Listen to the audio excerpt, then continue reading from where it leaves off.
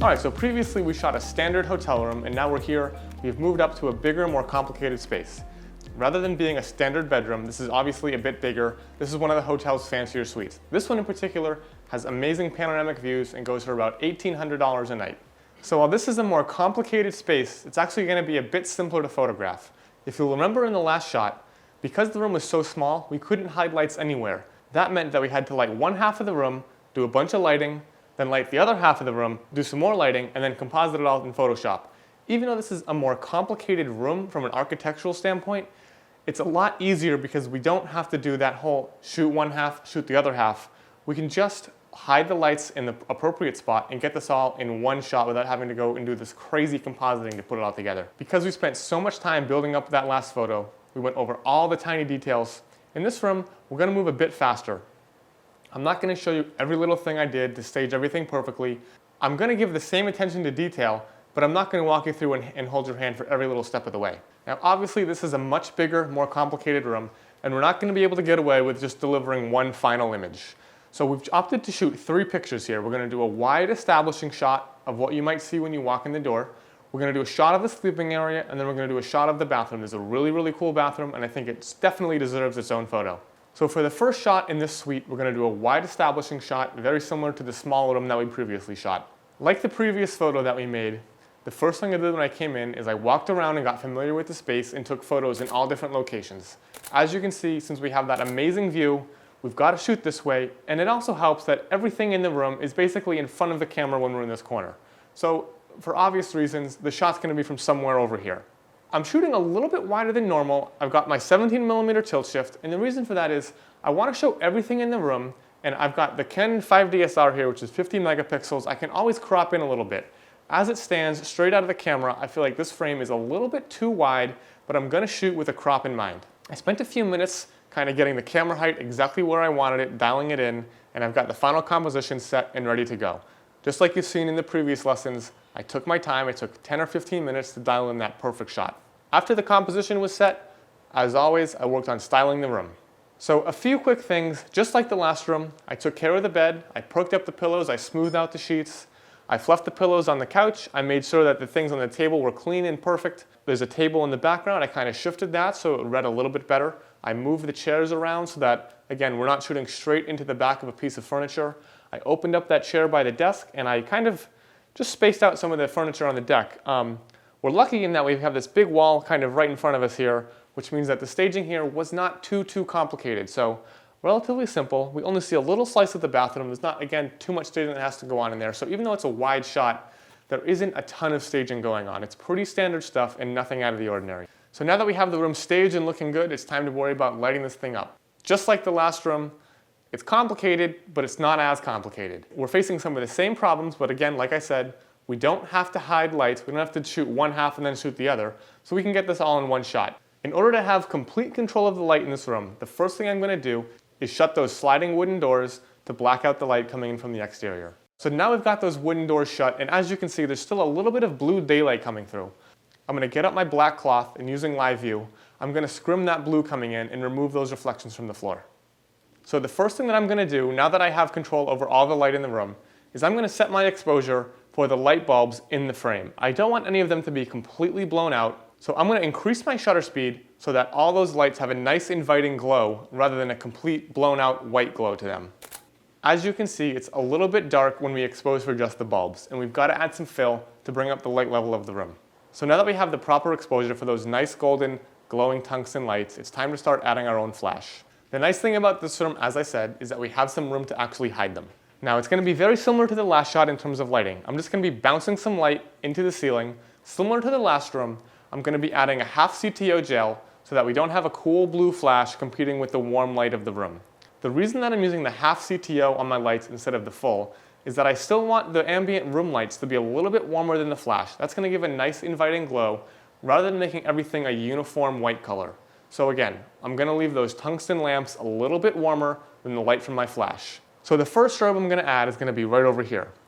The reason for putting the light over there is because I want to bounce it off the ceiling and add a little bit of fill to the dining room area and the foreground.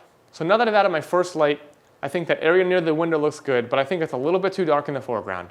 So what I'm going to do is add a light about 10 feet to my lift on a lower power, which is going to add some fill light to the foreground. I don't want too much power here because, again, I don't want to flatten out the scene. I just need a little bit of fill. So now we have two lights working on our scene and our foreground is looking much better. Don't pay attention to the ceiling because even though we do have those hot spots, we're going to take those out in post with ambient lighters that we're going to brush in on top. The third light that we're going to add is going to be near the bed area, and that light is going to bounce into the ceiling, put a little bit of light on the bed and a little bit of light on the desk. I'm not going to add a light in the bathroom because it's so far away, and I'm just going to use light painting to fill that in later. You may be asking why I add a bunch of flashes before I start light painting. And the reason for that is I want to create a more balanced exposure before I start adding more light. If I were to just start light painting with complete ambient light, there'd be crazy light levels all over the room. The floor would be totally dark over here. By the windows, it would be totally bright. So what I want to do is create a nice even exposure that I can easily add light onto. That will make it much easier to composite later in Photoshop when everything is balanced versus then when everything has a crazy different level of light on it. So there's one more thing that I want to do before I start adding more light. There's a couple of lights, some practical tungsten lights that are on, and they're adding kind of a harsh, ugly reflection to the floor. I'm just going to turn those off while I light paint so that I get a predominantly flash exposure that isn't affected by those reflections on the floor. I can then add those reflections back in post if I feel that it will look more realistic. All right, so everything is set. Let's start light painting. Right now, this picture, honestly, it looks pretty ugly, but this is the foundation that I have to build on to create a perfect, polished final image. All right, so to light paint, I'm going to be using a Profoto B1 and a beauty dish, just like the last shot. Again, an umbrella would be too big, the light would be too soft, and it would just kind of spray light everywhere, and it's not the look I'm going for. Using just hard light is going to be too pinpointed and a little bit too chiseled. I do want a nice, soft, inviting feel. I think a beauty dish is a perfect middle ground between soft, hard, big, and small. So as you can see here, I'm just walking around, adding light, trying to sculpt out these chairs, trying to bring light towards the camera rather than from the camera so I don't flatten things out. Again, I just want to bring out some detail in the textures, in the fabric, the colors, and the shape, things that don't appear normally to the camera without any light added to them. So while I'm doing this, there's a few things I'm looking out for. As you'll notice, down in the bathroom there's a mirror, and that mirror actually reflects all the way back to this wall. So you want to be careful and take your time, make sure that you get everything that you see in the camera. Another thing I look out for, as always, is to not create super flat light. I don't want to be lighting from the same direction as the camera. There's a few exceptions to that, but I can talk about that in post. Once again, I don't think it's worth it to tell you my exact flash settings because every room is going to be different. One thing to keep in mind is that the beauty dish is gelled with a half CTO just to keep it consistent with the lights bounced into the ceiling. So if you want to play with this technique and match it to mine, I just want you to pay attention to the light levels that I'm putting out from this B1. It would be useless to tell you the actual settings, but keep in mind I'm just adding a little bit of light, just enough to bring out some texture. In some cases I'm going for a little bit more power, like on a darker surface, wood for example, might take 7 or 8 power, but a white couch might only take 3 or 4. So again, as you're shooting, pay attention, see how I do it, don't kill everything with light, but don't be so delicate with it that you barely see the light show up. And as you can see, I'm trying to cover every part of this room. For example, the bathroom is very dark. I didn't put a flashback there because I know that the B1 in my hand is going to be more than adequate to cover that small part of the frame. So we're almost done with the interior. The last thing I'm going to do is turn all my flashes off and bracket from really dark to really bright to catch the entire range of brightness with just the ambient interior light. So now that we've finished light painting inside, it's time to get that exterior view. I'm going to go ahead and open these sliding doors, let the light in, and now what I'm going to do is I'm going to expose for the exterior. I'm then going to use the B1 that's in my hand with the beauty dish on it. I'm going to light the interior window frames, bring it up to the same level as the interior, but keeping my shutter speed fast enough to keep that view intact. That will then ensure that it's very easy for me in Photoshop to composite in that view. The very last step, like with any picture I do, is I bracket the entire scene with the doors open, the lights on, from very, very dark to very, very bright. This will ensure that, again, we capture the entire range of brightness from the very brightest outside to the very darkest inside. I do this with both the lights on and off, just so I can take care of any color cast problems that arise in Photoshop after the fact. We can use these frames to then tie everything together to give it a nice, natural feel so it doesn't look so super composited or Photoshopped. Now, as you can see, this is more or less the same thing that we did in the last lesson. It's a more complicated space, but a less complicated photo. That being said, let's take these all into Photoshop and see what we can come up with.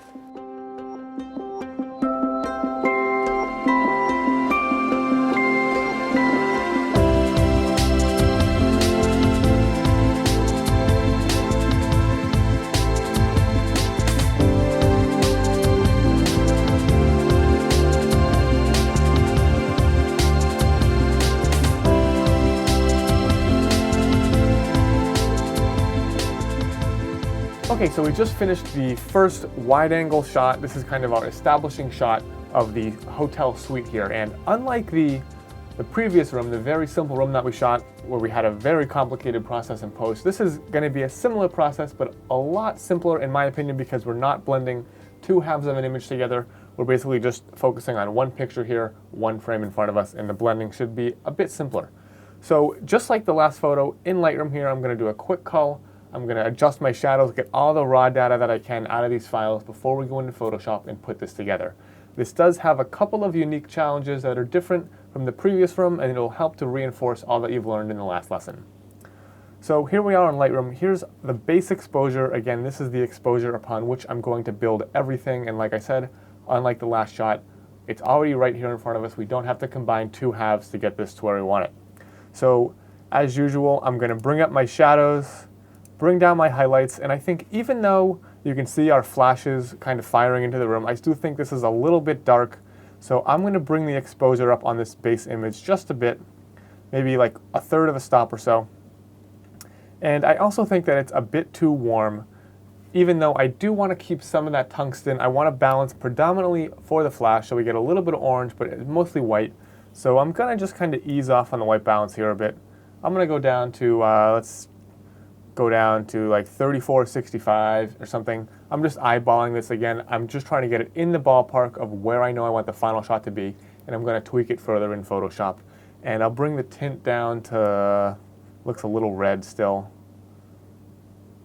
Something like that. And if I go between the before and the after, you can see it's a bit whiter, a bit brighter. But obviously the color is not yet perfect. I just want something to start with that I can later work in Photoshop and get to the exact perfect spot. So there's our base layer. Now let's take a minute and look through our flash pops here. If I jump back, you can see we're kind of struggling to find the perfect angle for this light. And there's a lot of ground to cover, there's a lot of foreground. So we're just trying to get the best possible shot. And on this one, you can see we're working the couch a little bit. We're working the front of that the table, but I think that's a bit too much. We're working the bottom of the table, and so on. And we go all the way around the room.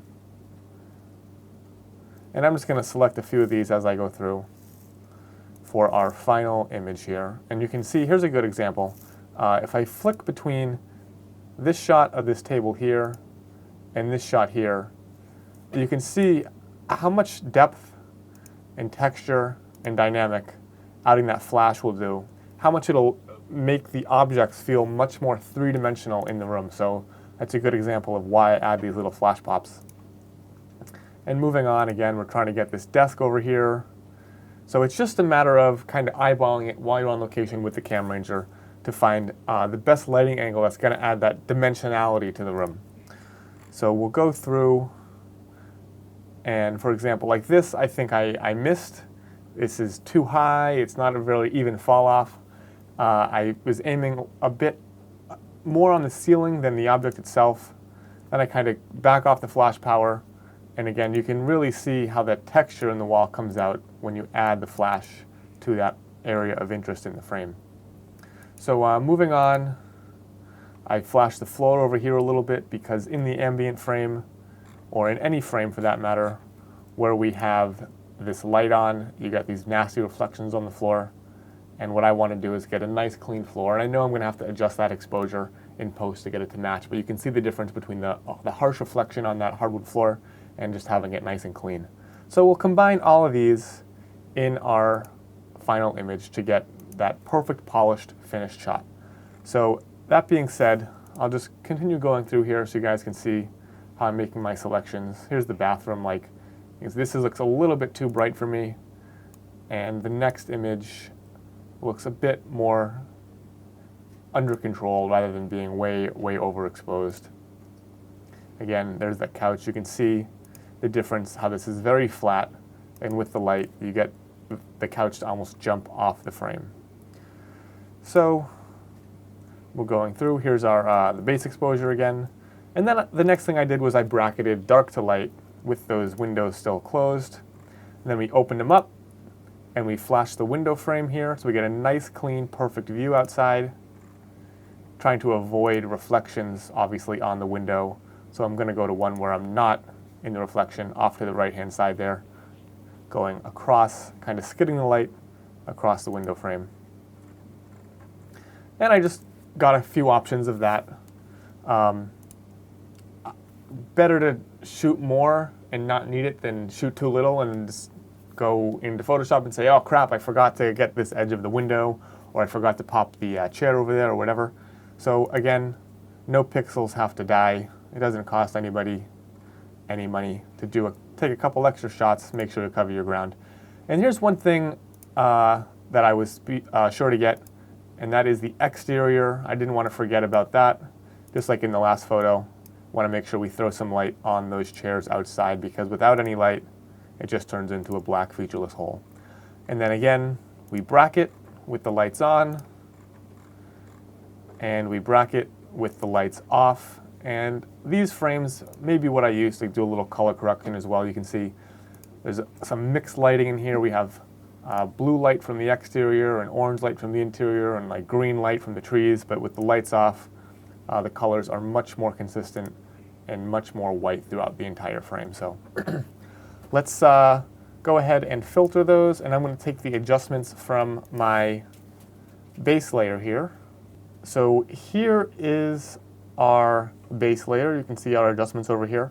I'm going to go ahead and sync these, so Command A to select all, and then Command Shift S to synchronize those settings across all these files, get everything on the same page exposure-wise, and now we're going to take these and jump into Photoshop and start putting this together.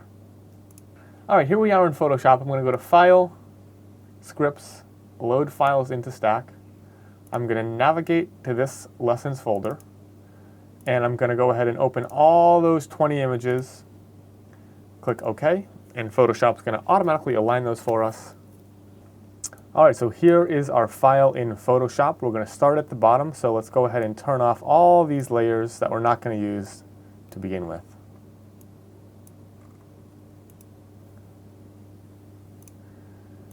And similar to our last shot, I'm looking at this, and obviously there's a few problems here. Like I said, on location, I shot this at 17 millimeters, and I was going to crop a little bit. What I want to do is I'm going to just drag out some ruler lines here, just so I can confine my working area to what I know is going to be in the final shot. I don't think we need so much ceiling. Again, I'm just kind of eyeballing this right now. But I'm not going to try to clone that out or anything.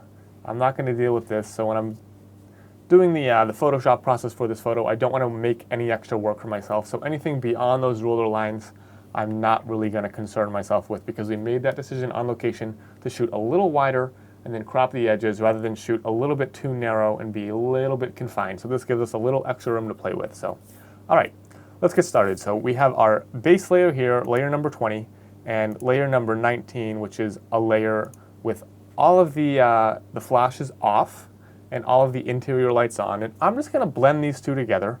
I'm going to Alt-click to add a layer mask fill with black. And I'm just going to blend these together so that I can hide those flash hotspots on the ceiling.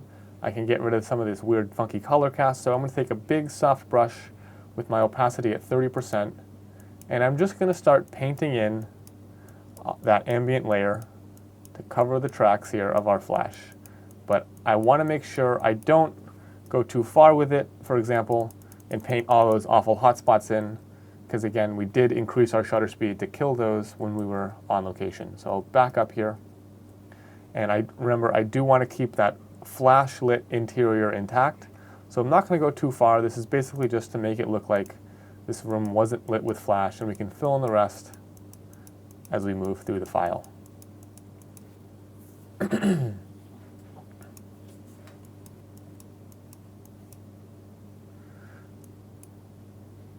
All right, so this is looking good. We have covered our tracks from the flash. We've kind of warmed the image up slightly. If you wanted to do any more, of course, you can do this to taste, just so it feels like a somewhat natural image. I don't want to go too far with it though. All right, so now the first step here is going to be to begin adding our flash pops in. And you can see how the quality of light changes so much on that couch. So just as we've done in the last image, we're going to Alt-click to add a black layer mask, take a soft brush, opacity to your taste. I usually start at 30 or 40%, and just start painting in that flash lit couch over the ambient frame below. And if you turn that on and off, you can see the difference in the quality of light between the two frames. And again, make sure you don't go too far with it and get my shoes or anything. Always want to make sure you give yourself a nice wide amount of area to work with when you're doing this on location. All right, next up is number 17 here for this whole foreground sitting area. And obviously this feels a little bit too hot to me, so I'm going to go gentle on it. So I can go Alt-click to add a black layer mask, take my brush, set my foreground color to white, and again, 30% opacity. Just sort of gently paint in some of that foreground. I don't like the light on this chair, so I'm going to go gentle on it. And we're kind of covering up some of that couch a little bit there.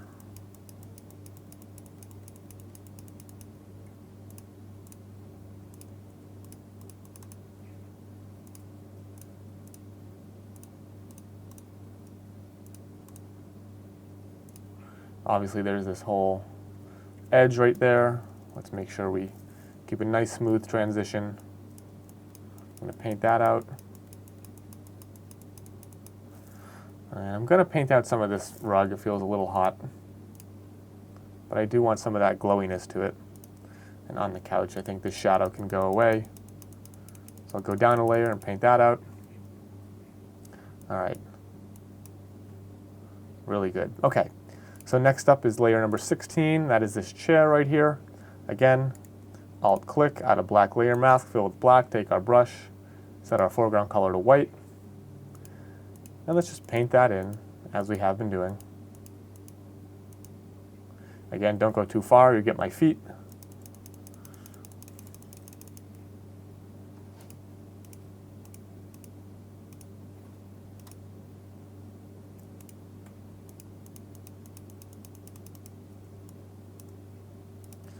We got number 15 over here. We start to get into this dining area. So I'm going to Alt-click, add a black layer mask filled with black, and I'll start painting that in. And the problem that immediately becomes apparent is that we're actually painting in some of this darker frame over what we've already painted. So I'm going to go ahead and change the blend mode of this layer to lighten, and that will allow only the brighter pixels to show through onto the layer below. So we preserve our work underneath by letting those darker pixels just fall away entirely. So I'll keep working on this chair, or this dining area over here. And turn that on and off. Shift click to see the entire layer. And turn number 14 on. Again, Alt-click, black layer mask, set the blend mode to lighten. Take my brush, start painting it in. Now you realize, this is a common mistake that I see.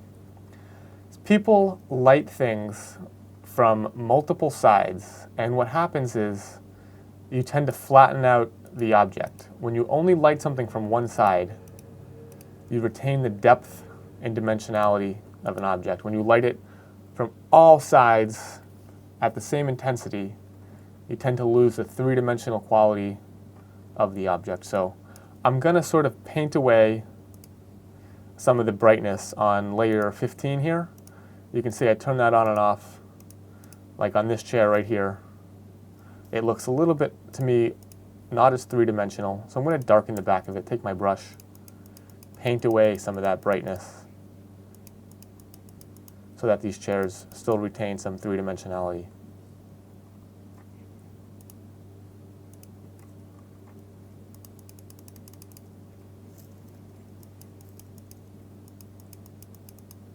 Again, shadow and highlight are what create dimension. And if you remove all that, you're going to get a flat photo.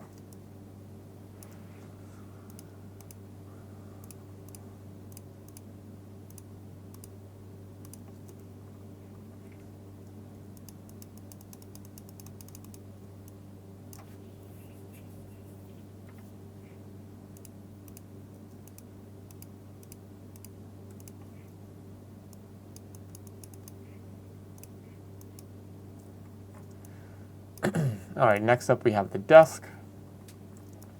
Same thing, Alt-click, black layer mask. Take the brush, start painting some of that in.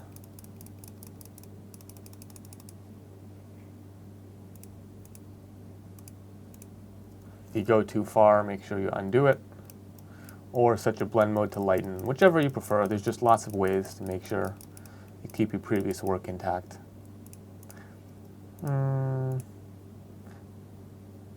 Yeah, I like that on normal for that one. All right, so next we have the TV area here. Again, I'm gonna Alt-click, set the blend mode to lighten.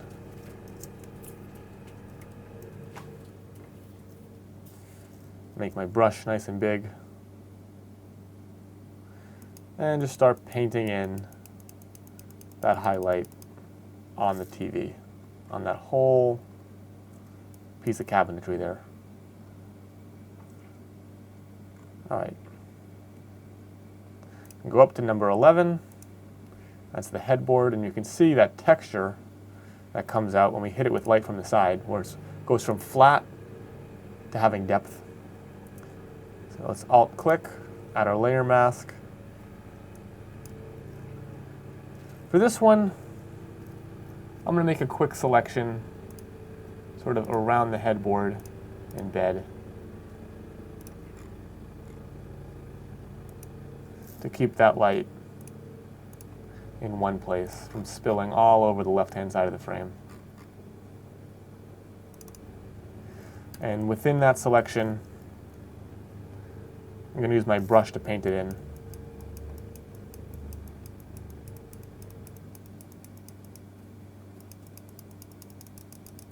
Might be a little hot, so I'll back off it a little bit. Something like that.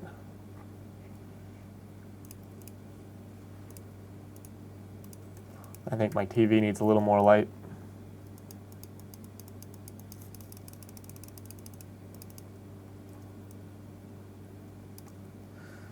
All right, now let's do the bathroom here. Alt-click, add a black layer mask. Take the brush and we'll start painting that in.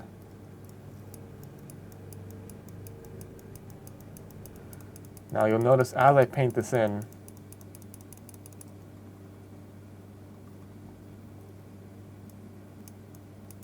we've actually accidentally darkened the reflection on the mirror from before. So if I turn that off and I come out here and I look at, say, my couch frame, you can see if you watch this area, I turn that mask on and off, it lights up. So what we could do, we could leave that on and we could make a quick selection, I'll use the pen tool, around this window frame.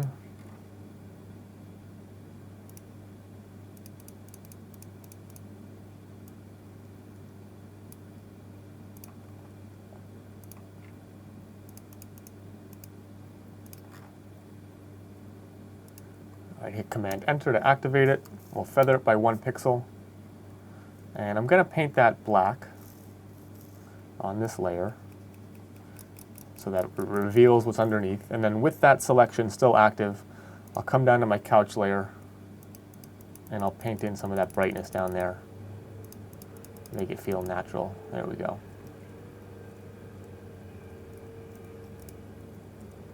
Something like that should do. Okay. So we'll go back up, and I think, yeah, that should be that's almost all of our flash pops. So I'm going to go ahead and clean up this file here. Let's go from layer 10 to layer 18, select all those, hit Command or Control G to make a new group. You can double click to rename it. I'm going to call it flash pops, and I'm going to group my base layers together, call that base, and we'll keep those out of the way for the time being. So far we're looking pretty good. Let's go ahead and take care of our windows. Obviously, we cannot deliver a file with these giant flags on the window, so we'll start with number 9 here. And just to get an idea, and you can see the window frame. So in order to drop those in again, I've got a pen tool around the entire window frame, so I make a selection of the whole thing. So all this wood way down here between these chairs and everything, so every little area of that window frame has to be pen tooled out. So let's go ahead and do that. Again, I'm going right along this upper edge.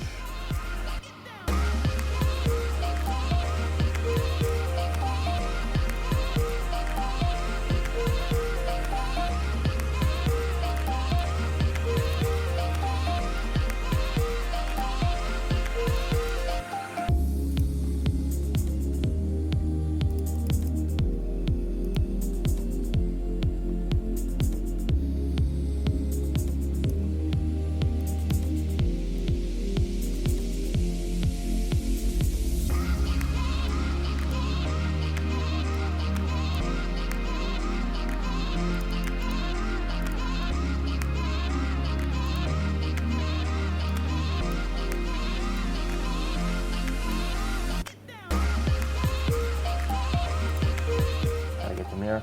Don't forget to get this mirror over here.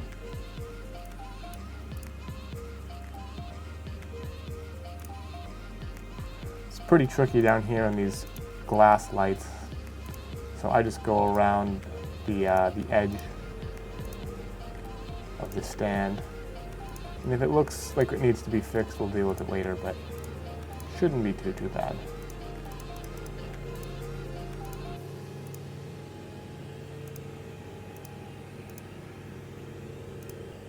All right, now that we have all of our pen path ready and all the little nooks and crannies selected, go ahead and hit Command Enter to activate the path, to activate the selection from the path, and Shift F6 will feather that edge. I like to feather to 1 pixel again, so it's a bit of a more believable transition from edge to edge.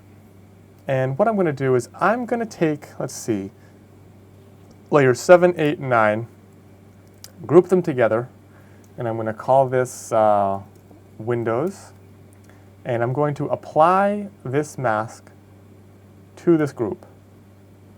I can then expand that group, and one by one, I'll start painting back in using a black layer mask those window frames. So go ahead and Alt-click to add a black layer mask on this Add Layer Mask button.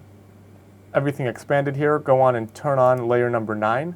And you're going to Alt-click to add a black layer mask, take our brush, and within that group, again, everything in this group has that mask already applied to it. Make a new mask and start painting in those windows. Now obviously I can't leave myself here in the final shot, so I'm going to go to layer 8 and do the same thing in the other direction. Just start painting in those windows. If you go too far, you can always undo it.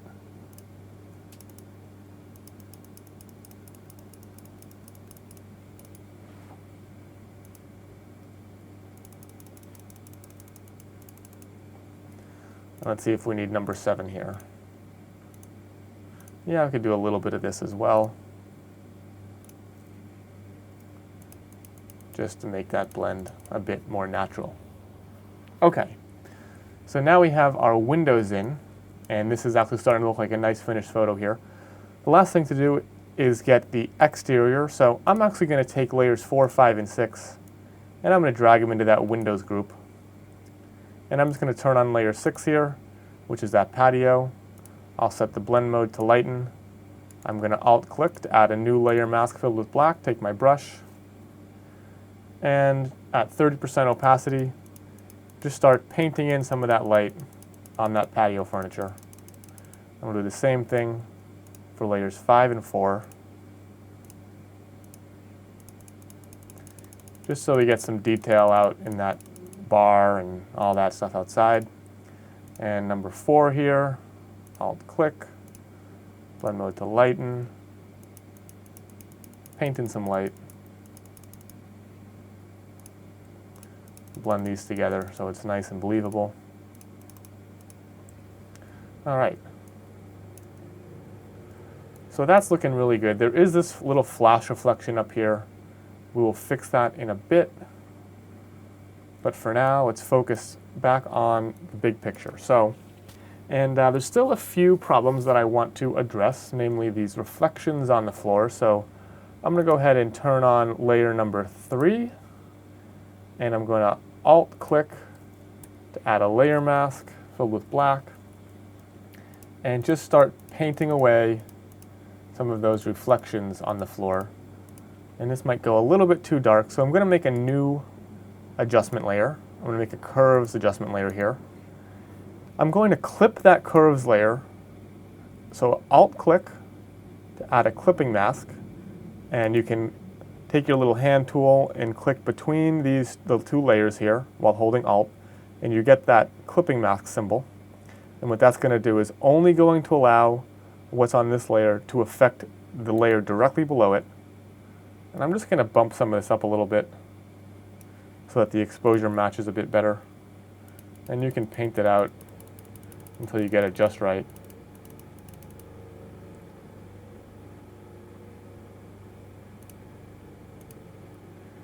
That's looking good, but it's really this side that I'm concerned about. So let's refine this mask a little bit.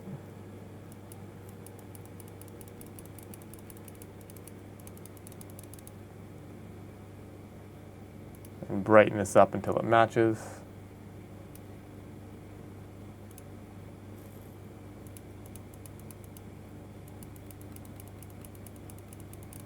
There we go. So something like that's going to be a little bit better to get rid of those big, huge reflections on the floor.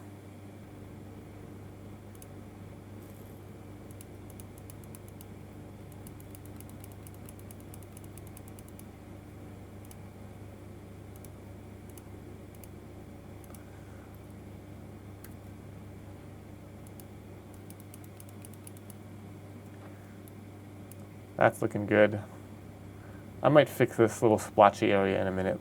We'll see when we get there. Okay, so again, checking out all of this frame and seeing what little things I need to adjust. Now, obviously the white balance is pretty good in here, but on the ceiling it's still a bit muddy, a bit too yellowy. So I think it's time that we go ahead and adjust the white balance of the ceiling. So I'm going to create a new adjustment layer. I'm going to go to Hue and Saturation. And what I'm going to do is grab this little hand tool, sample the ceiling, and pull it down so that it's white. But the immediate problem is that we desaturate the entire room. So what we've got to do is make a selection of the entire ceiling here, and most of the white walls as well. So we get a nice even blend. I'll come down a little ways with it. And I'm just going to go nuts here, selecting all of this white upper ceiling area. Being careful to avoid the wood, because I don't want to desaturate the wood. I like it nice and warm. But we're going to go all the way around.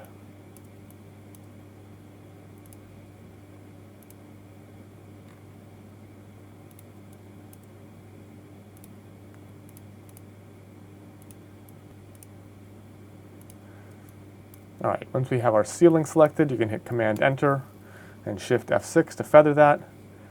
And we can delete the original layer mask, and I'm going to apply our new mask to that hue and saturation layer. And we'll do the same trick. I'm going to grab my hand tool, and I'm just going to desaturate this ceiling so that it feels not totally white, but almost like a warm white. If I go too far with it, that to me looks totally fake. So I like to leave it slightly warm. Again, you can do this to your taste. Slightly warm.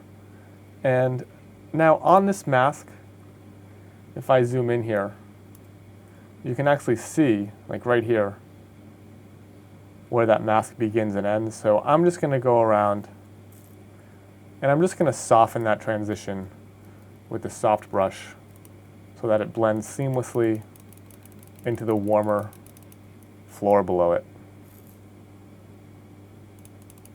Again, like I said, I do like a little bit of warmth in my photos. I don't desaturate them all the way, but it really is a matter of taste. Okay, so that's looking really nice. What else can we do here? I think this TV could be cleaned up greatly, so I'm going to create a new layer. I'm going to name it TV. I'm going to take my lasso, and I'm going to select the inner edge of this screen here around the bezel.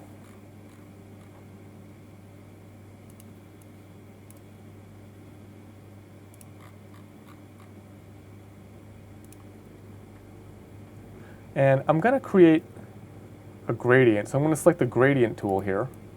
You can hit G or find the thing that looks like this. And I'm going to set my foreground colors to black and white. And I'm just going to drag mostly black across that screen. Something like that. And on this layer, I'm going to put the opacity at like 80 or 90%. So there's a little bit of a reflection in there. But it's not totally gone. So there's some semblance of realism still. What I'm actually going to do, it looks like a light stand in there. So before I do that, underneath I'm going to get rid of this light stand with a little clone stamp tool.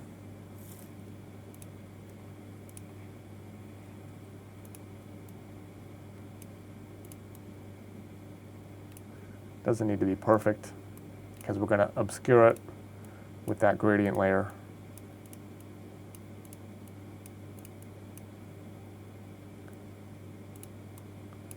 Something like that. And now I turn on that gradient again and poof, there we go. So I'll group those together, name it TV Fix. All right, next up, there are some cables and cords and such kind of scattered around that I want to get rid of. For example, these down here, those have to go. So let's create we'll go with a new group here, and I'll call it cables and outlets. Put a new layer in there. And what I'm going to do before that layer even is I'm just going to create a selection around here. Grab my clone stamp brush, clone out some of this outlet area.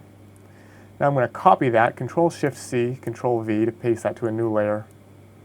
I'm going to move this up to cover everything and stretch it out a bit. Then I'm going to add a mask to this. Take a brush, make a nice small brush here.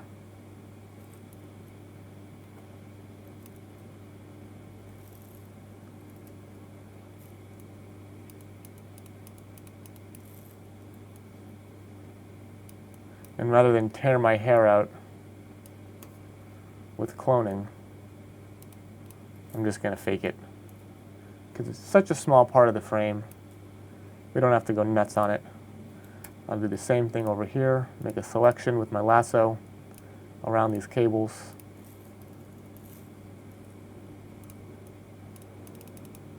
Clone those out.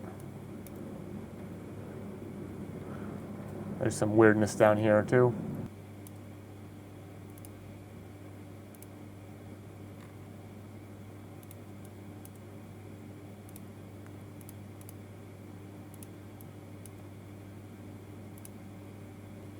All right, that's looking really nice.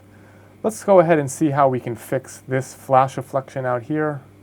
If I turn on my ambient layer, that's not really going to help me. If I turn on this layer, that might work. Let's see, that's a little bit too bright. But I see what's going on out there. So the first thing I want to do here, I feel like this window, I'm looking at this, it's just a little too dark. I'm going to come back down to my Windows layer. In this group, I'm going to add a curves layer, and I'm just going to brighten up everything that's out there.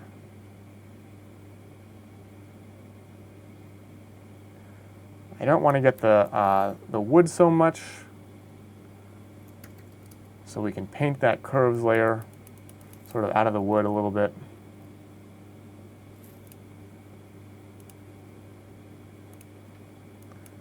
Again, don't worry about going outside because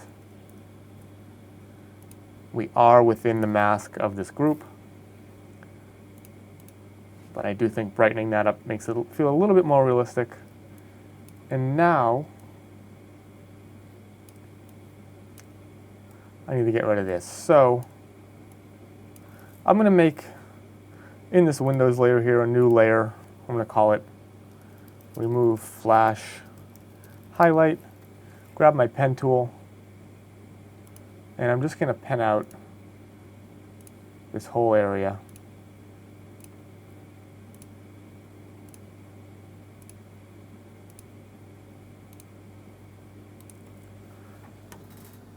I'm going to create a selection, Command Enter. I'm going to feather it by 1 pixel, Shift F6.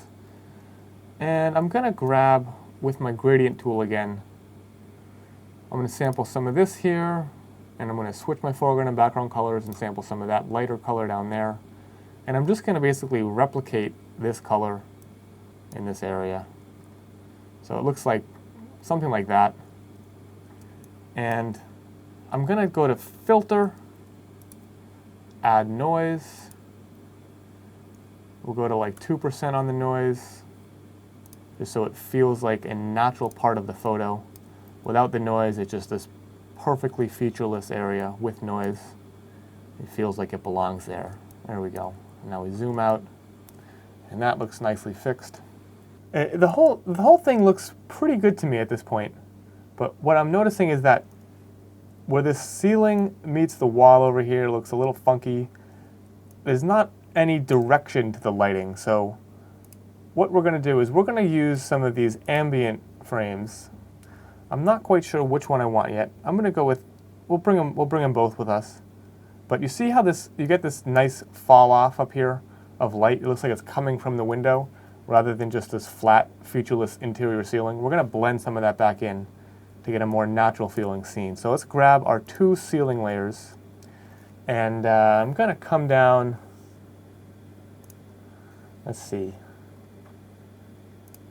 This was our hue and saturation for the ceiling, right? So let's rename this Ceiling Hue Sat and bring our 2 layers down underneath that.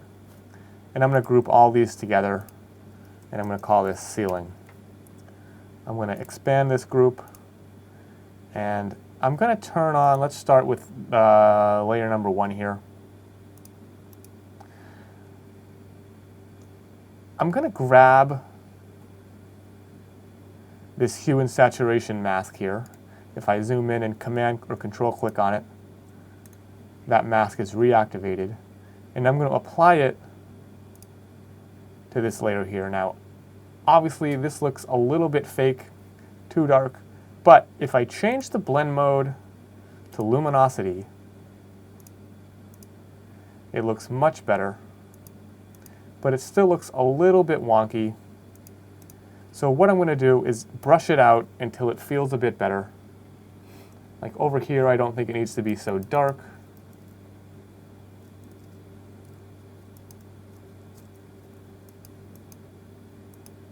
Up here, we can make it a bit more natural by the fan. All right, and you turn that on and off, and what you get is a much more natural feeling to the ceiling. It actually has some direction in the light. It feels like it would look in real life. So again, flat ceiling, moody ceiling, flat, moody, flat, moody. Looks much more believable to me. Okay, if you want to use the brighter one, you can do the same trick, but frankly, I feel like, let's try that one. Kind of liking that too.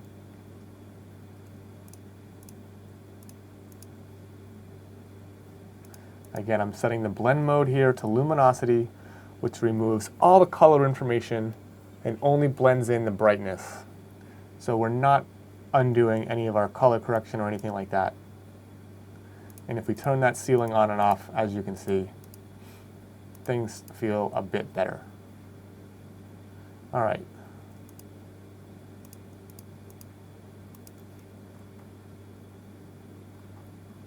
All right, so things are feeling really good. I want to fix this ugliness down here. and I want to add some glow to these lights, and I think that'll be it for this shot. So let's see how we can do that. Where am I going to find the glow for these lights? Well, I could go back and make an ambient exposure for them, or I could do my gradient trick. I think I'm going to do my gradient trick, so I'm going to call this one desk lamp. I'm going to come in here with the pen tool. I'm going to make a quick selection all around this light.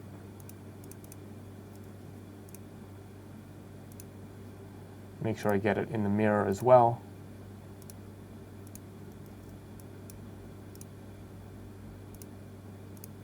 Command Enter, Shift F6 to feather it. I'm going to take my gradient tool, and I'm going to select like a warmish orange, something like that. And I'm also going to select a white, and I'm going to drag my gradient across those lights. Let's find something nice and realistic here.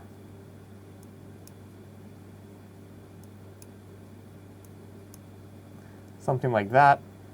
And I'm going to mess with the blend mode because obviously that looks ridiculous and fake. If I go to color, that looks all right. If I blend the opacity a little bit, or if I leave it at normal, let's see. That adds a nice sort of warm glow to everything. And it sort of matches with this one much better. But it is closer to the window, so I'm okay with it being a little bit brighter, just to get some color in there. And I'm going to do the same thing over here.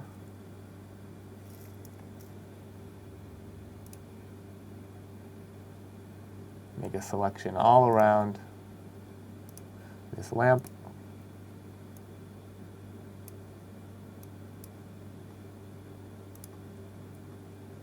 Command Enter, Shift F6, take my gradient tool, and just light it up.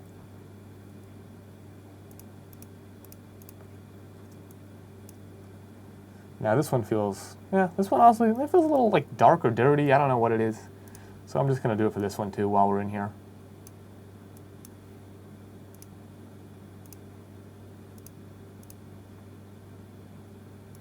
Command Enter, Shift F6, feather, grab my gradient, and just kind of brighten it up a little bit. Now I have some nice glowy lamps, and things are looking pretty good overall. So the last thing I want to fix is this kind of mess of a light bleed over here or whatever. We did a marginal job at best on that flag, it appears. So I'm going to pen tool around all of this, around the mirror and the shadows. Come up a bit.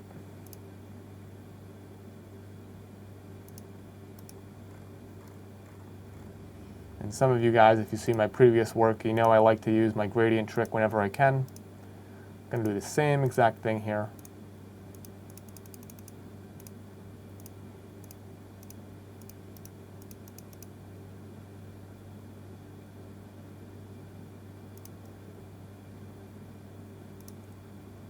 Make a selection, Shift F6, feather it. Make a new layer. I'm going to call this Light Bleed Fix. I'm going to grab, let's see,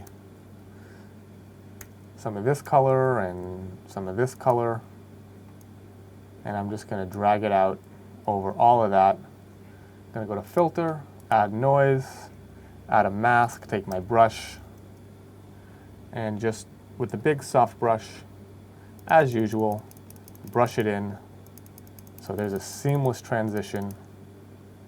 And that is how we're going to fix that. And if I get in here, you can see it looks, for the most part, absolutely perfect. If you wanted to go all the way, you could take out this little seam.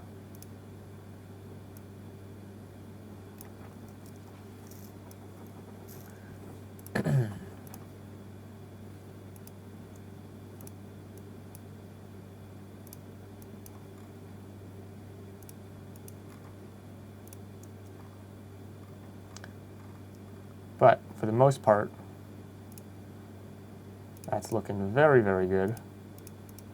if I zoom into 100%, you can see it's almost a flawless replacement. The noise matches, the color matches, and rather than having to go in there and clone it and spend 3 hours going crazy, we could just very simply brush it in. Now, I think this is looking awesome. If anything, I could add a little bit of warmth to this light here. So I'll just go back to my lamp layer, do the same little trick on this guy in the bathroom. Again, select a warm orange and a white, and just sort of drag a gradient,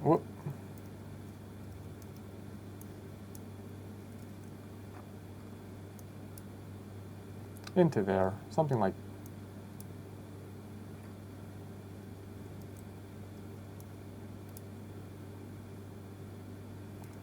that. Yeah. And I'm going to drag my gradient in, and what I'm going to do is I'm going to drop the opacity down to like 30% on the gradient. So when I drag it in, I don't lose any of that texture. I just sort of warm it up a little bit. And all I want to do now is I want to fill in these lights in the ceiling. So let's see. Well, I think what happened was, yeah, when I did my ceiling fix, I kind of painted over the lights. So on this layer here, I'm going to add a mask. And I'm just going to paint back in using a black brush those lights in the ceiling.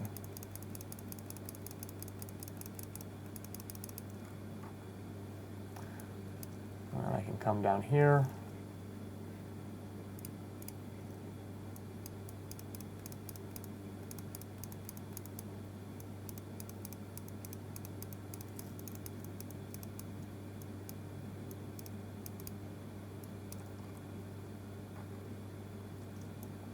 Okay, so I think that's pretty much it.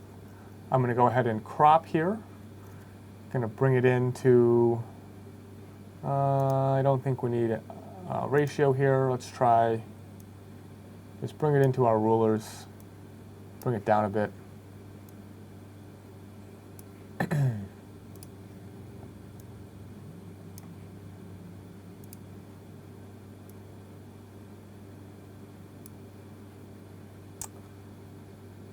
We'll try 4x5 and see how that looks.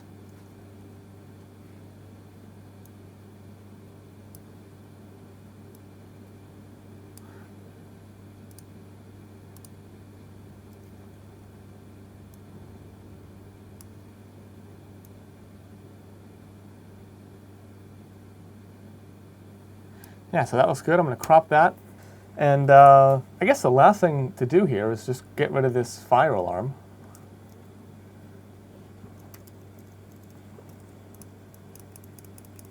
Clone that right out. All right, so we got rid of our fire alarm, and I think that's looking pretty good. Okay, so the last thing I'm going to do to finish this off is go Command-Alt-Shift-E and flatten all to a new layer. I'm going to drag out some more ruler lines to the vertical lines in the frame here. And I'm going to go Command-T, Skew, and make sure all of our vertical lines are nice and straight. Again, that's kind of a requirement for all architectural photography. And once that's in place, go ahead and hit Enter and confirm our changes. And if you go to save this and Photoshop throws up an error that's like, this file cannot be saved because it's bigger than X gigabytes or whatever, when you save it as large document format. So it's going to be suite1.psb, and that will allow you to save up much, much larger than Photoshop's arbitrary file size limit. So if you do get that error that says this file is too big, that's how you take care of that. So we'll go ahead and save this, and I might throw some final tweaks on it in Lightroom, but this is our final shot.